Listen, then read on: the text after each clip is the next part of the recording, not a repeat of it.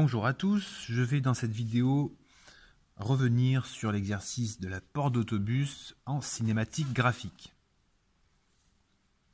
Voilà, donc je prends l'énoncé, je vais avoir plusieurs infos que je vais pouvoir exploiter. Je vais les surligner pour ça, donc j'apprends que mon vérin de sortie, de vitesse de sortie du vérin VF de 4 par rapport à 5 et de 50 mm par seconde, et je sais que l'échelle des vitesses est la suivante, 10 mm seconde correspondent à 5 cm. Donc, si je prends ma feuille pour regarder tout ça, je vais avoir la chose suivante. On va zoomer, on verra mieux. Voilà. Très bien.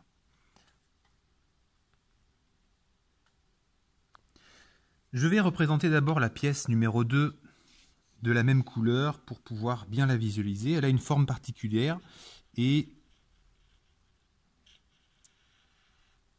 je verrai ainsi, comme ça, le mouvement correspondant, surtout pour le point B et le point F. Voilà.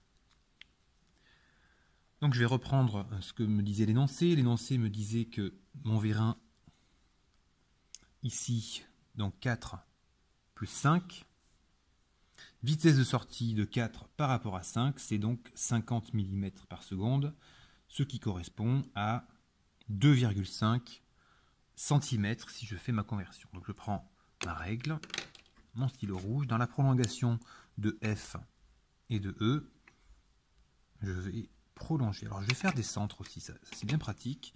Je vais me mettre au centre pour avoir des points de référence, parce que mes liaisons pivots, ici, elles sont assez grosses. Comme ça, on aura plus de précision. Voilà. Donc j'ai prolongé FE à partir du centre de F, et j'ai donc 2,5 cm.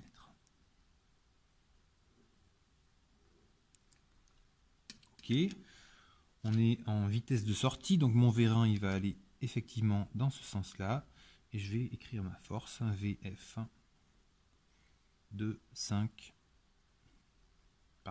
4 par rapport à 5. Bon, pas de problème. On continue. Première question, déterminer graphiquement le vecteur vitesse V de F de 4 par rapport à 1. Alors, 4 par rapport à 1, comme ça, on va regarder où est-ce qu'il est. 4, donc, qui appartient à la tige, et 1, c'est-à-dire le corps qui ne bouge pas, qu'on retrouve aussi ici et là-bas. Donc 4 par rapport à 1, je vais utiliser cette fois-ci la méthode de la composition des vitesses ou des mouvements, ça dépend comment vous l'appelez, qui est une méthode assez simple pour déterminer plusieurs vecteurs de vitesse au même point. Donc au point F. J'en connais déjà un. Je sais que ma biellette 2 tourne, puisqu'on est sur une liaison pivot, autour du point A. Si elle tourne autour du point A et que je suis en sortie de vérin, je sais que ma biellette, et je vais faire une flèche, elle va tourner autour de A dans cette direction. Pour ce système, j'ai une animation sur la chaîne qui permet de voir le mouvement de ce système. Donc regardez la vidéo, vous verrez effectivement que la biellette 2 tourne autour de A, et on va voir aussi le mouvement de rotation par rapport au point E. Donc, ok, j'ai un mouvement dans ce sens-là. Si j'ai un mouvement de rotation, alors mon vecteur vitesse sera perpendiculaire au rayon dans le sens oméga ici de sortie du vérin, donc vers la gauche. Perpendiculaire au rayon, c'est-à-dire perpendiculaire à AF.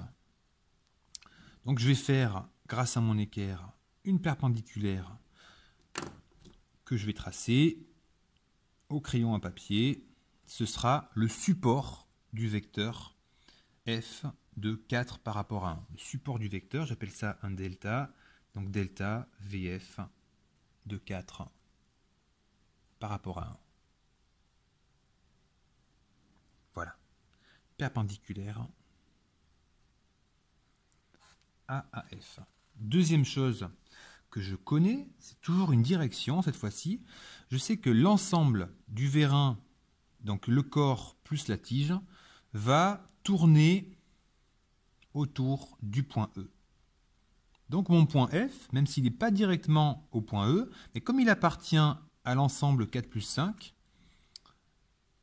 je vais avoir une légère rotation, comme ça, autour de E, vers le haut. On le voit sur la vidéo associée à cet exercice. Donc je vais avoir perpendiculaire à mon rayon FE, donc perpendiculaire, vers le haut, je vais avoir donc le support, le delta VF de 4 par rapport à 1. Alors j'ai fait une petite erreur. Ici, j'ai dit que c'était delta VF de 4 par rapport à 1, et c'était en fait delta VF, donc de la pièce 2 par rapport à 1. Donc je gomme ici, désolé, une petite erreur. Voilà, 2 par rapport à 1 et pas 4. Très bien, donc je retrouve ici mes deux supports de vecteurs. Je vais pouvoir trouver, en utilisant une équerre et une règle, eh bien, les deux autres vecteurs. Pour cela, je vais d'abord prendre la parallèle à mon support ici. Donc je vais faire parallèle à VF de 4 par rapport à 1. Et dès que je vais croiser l'extrémité de mon vecteur connu, je vais tracer une parallèle. Et regardez, je vais croiser effectivement ma droite support ici. Ce sera l'extrémité de mon vecteur VF, que je peux maintenant tracer de 2 par rapport à 1.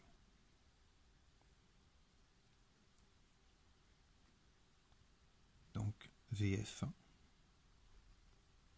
de 2 par rapport à 1. Et de la même manière, je vais donc prendre la parallèle à mon vecteur f de 4 par rapport à 5, parallèle, grâce à votre règle et votre équerre, et je vais intercepter justement l'extrémité de ce dernier vecteur, et je vais croiser ici mon delta de f de 4 par rapport à 1. Donc de la même manière, je trouve mon dernier vecteur. Donc plus ils sont petits, et plus le mouvement, puisque c'est un vecteur vitesse, plus la vitesse sera réduite. Donc le mouvement sera petit. Petit mouvement, petite vitesse, delta, ici donc VF de 4 par rapport à 1. Voilà, c'est tout pour cette première vidéo. Je vais, pour la suivante, gommer tous mes traits de construction et déterminer ensuite la vitesse au point B. Et dans une troisième vidéo, la vitesse ici au point C.